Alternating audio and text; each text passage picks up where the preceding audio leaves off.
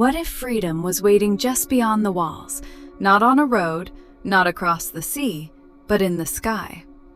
In ancient Greece, there was a man clever enough to build wonders, and a boy young enough to believe the sky had no limits. Together, they would escape a king, rise above the sea, and become part of one of the most famous tragedies in Greek mythology. This is the story of Daedalus and Icarus, the father who built wings, and the son who flew too close to the sun. Long ago, on the island of Crete, there lived a man whose mind was sharper than any blade, and more restless than the sea. His name was Daedalus. He was an inventor, an architect, a sculptor, and a craftsman unlike any other in Greece. People said that statues made by Daedalus looked so alive they might step down from their pedestals and walk away. Doors opened by his hidden mechanisms. Wooden figures moved as if they had breath in their bodies. Palaces, temples, and strange machines all came from his hands. But genius, in the world of myths, was never a simple gift. It could build wonders, and it could also build prisons.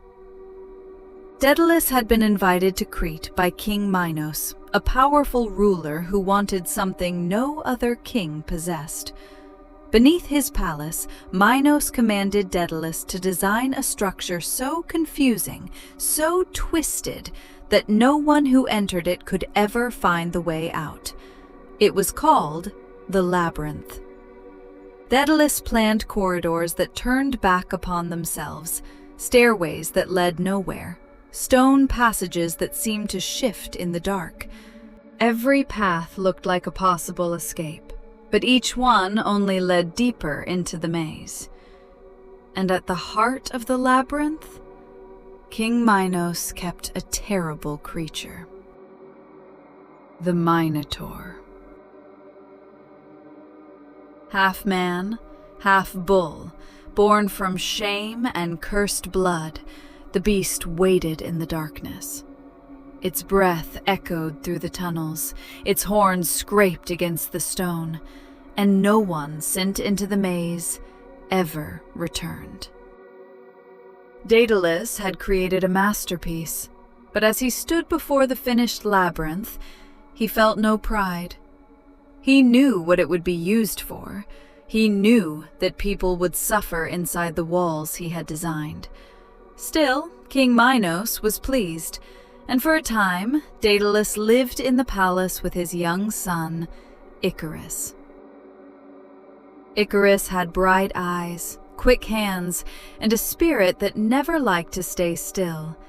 He followed his father through workshops and courtyards, asking questions about everything.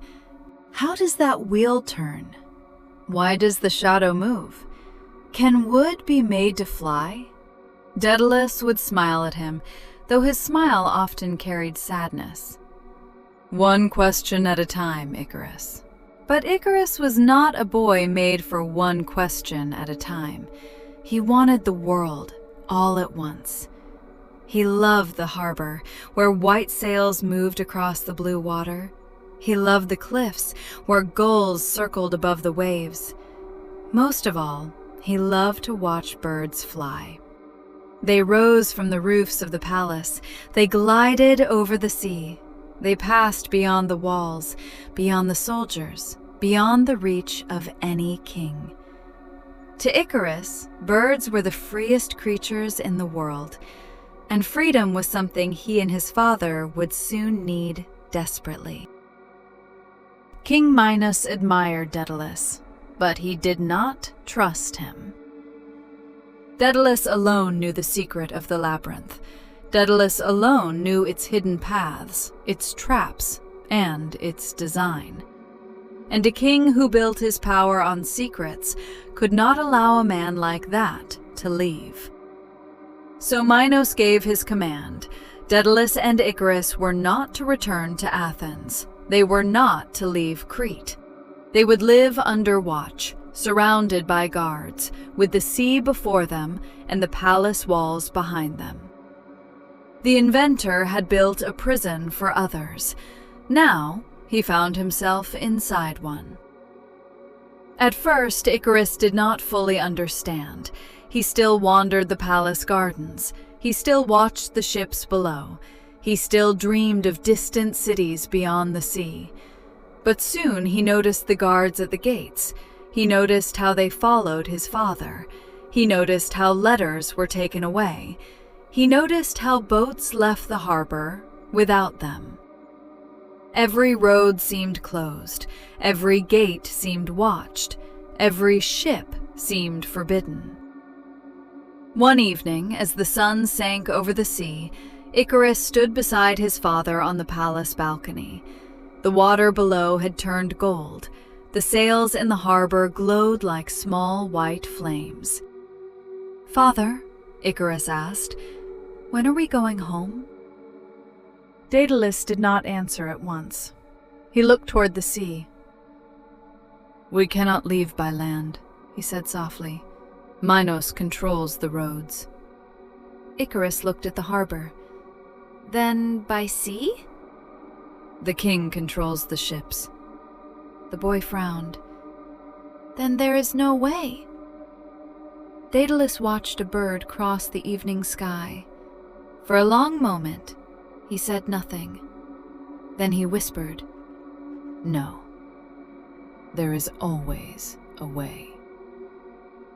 From that day on, Daedalus began to work in secret. He collected feathers from the cliffs, from the palace roofs, from nests abandoned by seabirds. Small feathers, long feathers, soft white feathers, strong dark ones. He sorted them by size and shape, spreading them across the floor of a hidden room. Icarus watched in wonder. "What are you making?" Daedalus held up a feather and turned it between his fingers. "A road where Minos has no soldiers." The boy stared at him. "A road?" Daedalus pointed upward. "The sky." Day after day, father and son worked behind closed doors. Daedalus shaped wooden frames, light enough to carry, but strong enough to hold the body. He tied feathers together with thread and fixed them with wax. He studied the wings of birds, the curve of their flight, the way they caught the air, and leaned into the wind. Icarus helped eagerly, sometimes too eagerly. He laughed when feathers stuck to his hair. He ran across the room with half-finished wings on his arms, pretending to soar. He dreamed aloud of flying higher than the palace towers, higher than the cliffs, higher than any bird. Daedalus watched him with both love and fear. Because the sky was freedom, but it was also danger. At last, after many days, the wings were finished. 2 pairs, one for the father, one for the son. They looked fragile, almost impossible. Feathers layered like those of great birds, wax shining pale between the bindings, straps made to fasten them to the shoulders and arms. To Icarus, they looked like a miracle. To Daedalus, they looked like their only chance.